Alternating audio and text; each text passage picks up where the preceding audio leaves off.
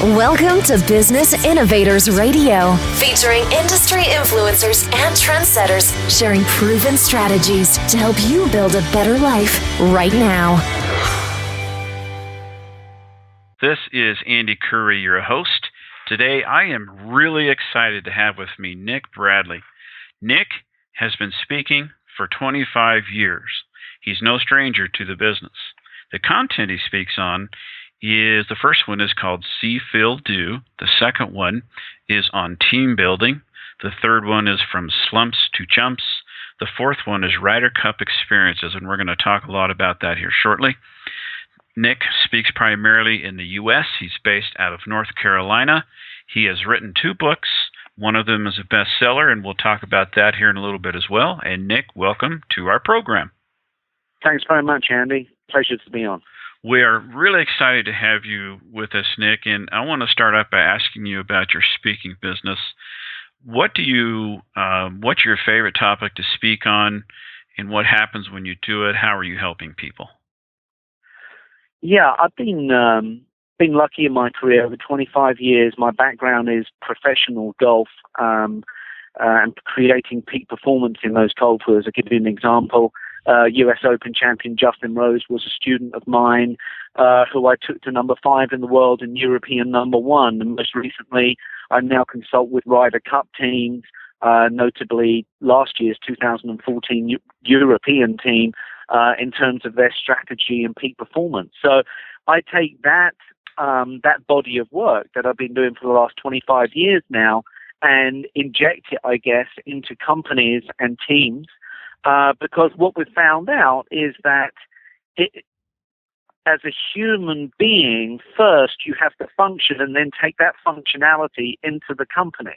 We all know that, companies have cultures, and the more the company frees up the employee and frees up the team, you generally create more creativity, innovation, and certainly personal energy. So when I'm keynote speaking now on, let's say, for example, my 5 pillars of the Ryder Cup keynote, it really is about how you genuinely create teams that are looking out for one another, that work together well, are very tight under pressure, and create innovation. The beautiful thing that I feel that I bring to the table, Andy, is that none of what I speak about is theory. There's plenty of live examples, plenty of situations and stories that I can bring to the table and the audience that are from the team rooms of the Ryder Cup and other situations like that. So it's non-theory based. They're all beautiful examples from real life situations. Okay, now in your talk, I'd love to hear one of those. You've got several areas you speak on that are part of your favorite areas. Would that be correct? Yeah, exactly. Yeah. Once again, I have 4 main topics. The key one would be the Ryder Cup, because one of my briefs for that particular situation was to create very potent imagery and very potent messaging that would not only it would have been ridiculously easy to create images where people thought, that's a nice picture, but these images had to be chronologically adjusted. So just like a company's situation where a company may be going through, a really tough time, or it may be in a state of flow, you have to create the message that's going to be right for that particular company at that particular time. And that was my brief during my Ryder Cup tenure. And just on that as well, when you're working with peak performance athletes, they're human beings first, athletes second. Your employees, your teams are human beings first, employees and teams second. So once you get the human functionality aspect correct, which is mainly what I speak about, is getting that mixture, those ingredients correct as a human being, then you can start to, the rubber hits the road, and you can start to really assign people to tasks that they're going to excel in. Do you find when you're giving that piece of advice that that's hard for people to get that, or do they get that right off the bat? They pretty much get that right off the bat, because, in my job, I've been standing on the practice areas at the US Masters, US Opens. I've been there when I've had to get performers ready to go within 10 minutes of them teeing off. So my messaging is generally very time sensitive. So when someone hires me out to speak, it's actionable content that the teams, the individuals, the employees, they can start to do almost absolutely immediately. So yeah, I'm not, in my profession, it's done me no good to say, okay, things are going to start to kick in the next 6 months. It's got to work pretty much effectively now, okay, and it's got to be actionable for a time period onward. So yeah, it's time-sensitive information. Okay. Now, how did you get started, Nick, in the speaking business? How did that happen? So back in Europe, I started to get a reputation through my books and my published work that I was sort of like an out-of-the-box kind of golf professional. My background wasn't golf, unlike a lot of children playing the game. I took up the game relatively late, so I had a very different, unique perspective on the game.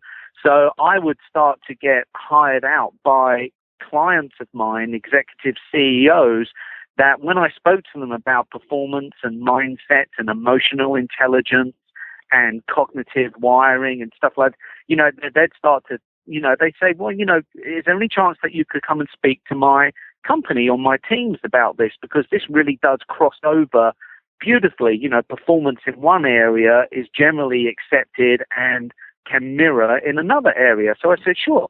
So I started keynote speaking with companies back home in London, and then I would go to Scotland and Europe, talking to companies about real-life examples of people under pressure, real-life examples of people in the flow, real-life examples of team building, and how that could easily transcend and move on to company structures, cultures, and ethics.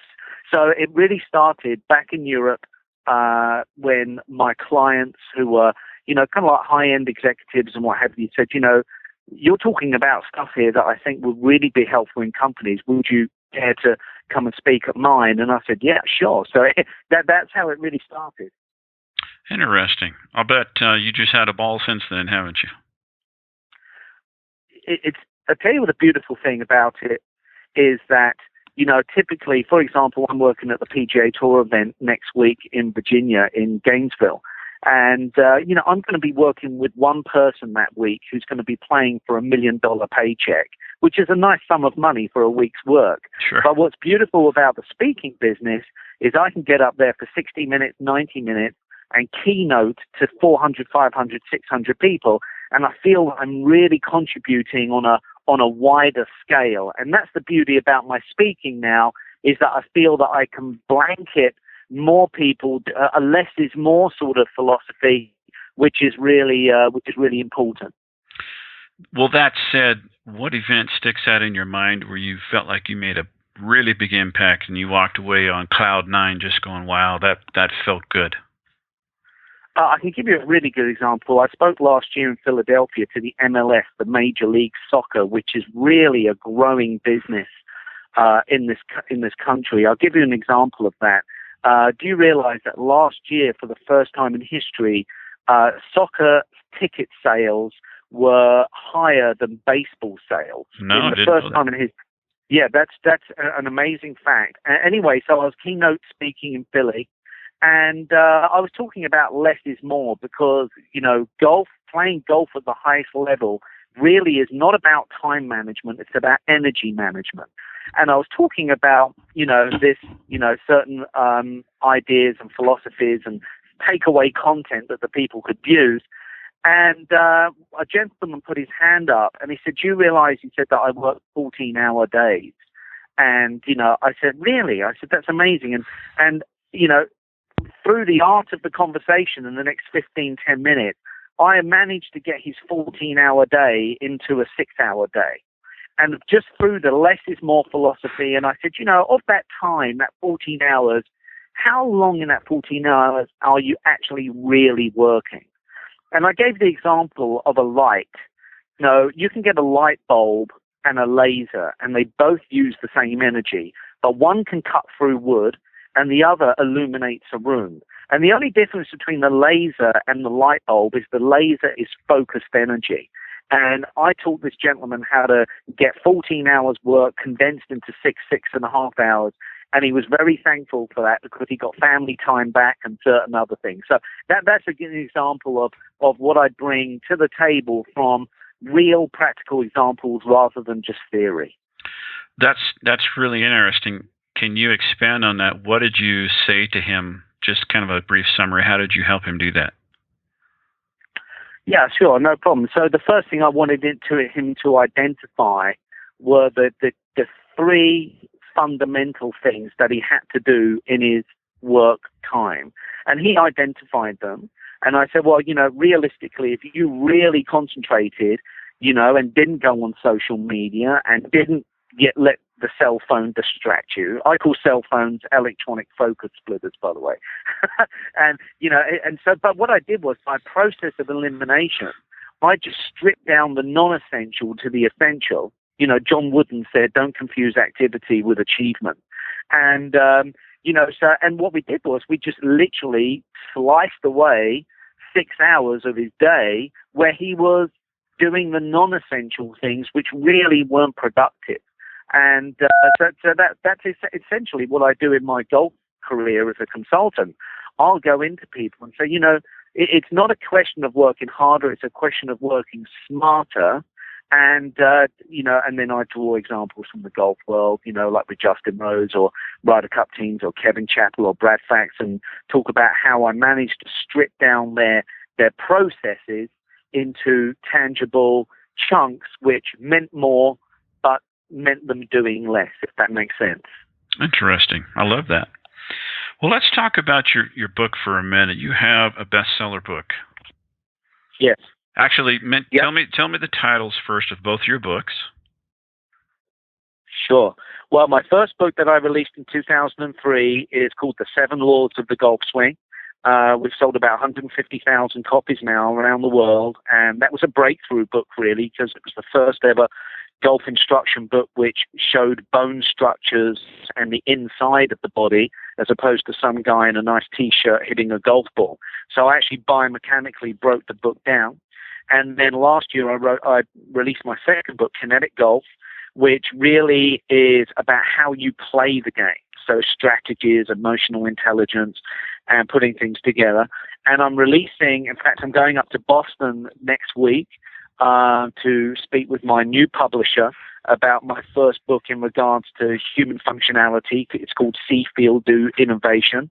And that's going to be kind of like my first business book. It's going to be just as innovative as my golf book. It's going to be it's going to create a lot of shift in people's thinking, and I'm really excited about it. So yeah, I love published work. My blogs are very regular on my website, and writing for me is a very creative process that they are short, potent messages. They're not dissertations, but hopefully they really hit you in the spot and you take action around them.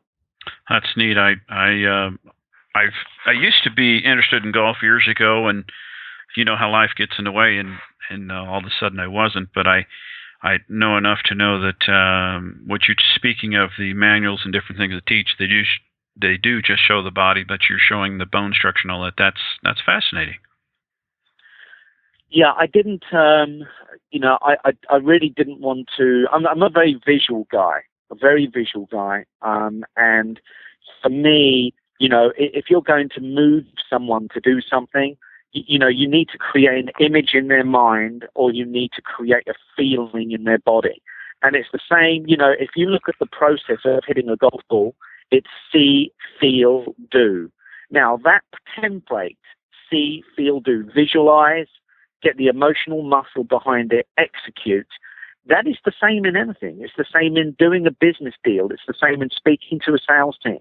It's closing. It's the same process because it's a human process. It's not just.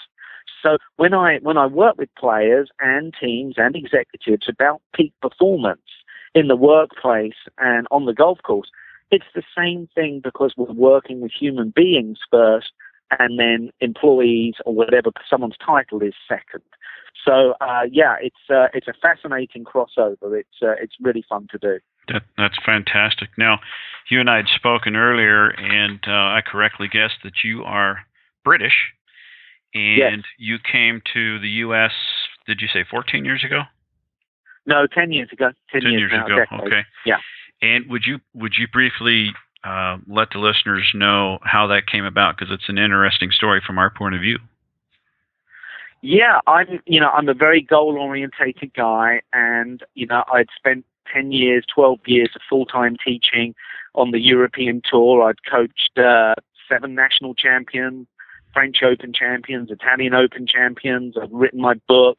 I'd done everything. I've got credibility, and I was doing a lot of speaking around Europe. And in fact, I did a short time in Moscow. I worked with the Russians with the Russian Golf Federation, getting their team sorted out and stuff. And I'd done everything I wanted to in Europe. And I said to my wife, I said, I'm ready for a new adventure. And 10 years ago, we moved to America. And the first thing was I got a call from US Open champion Justin Rose, who at the time was 125th in the world. And I started consulting with him, putting my philosophies forward, which I speak about in my speaking and companies.